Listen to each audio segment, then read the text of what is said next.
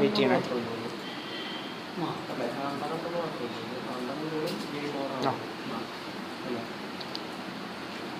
പിന്നെ initial screens ഒക്കെ ഉണ്ട്.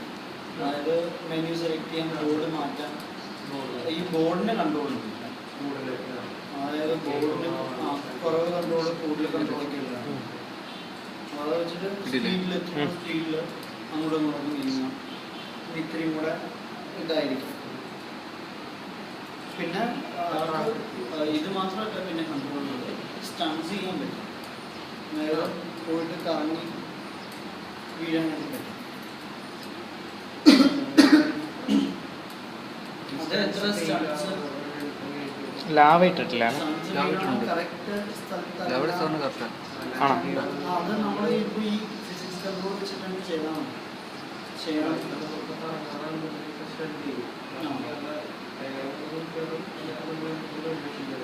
അത് അനിമേഷൻ ചെയ്യാൻ പറ്റും.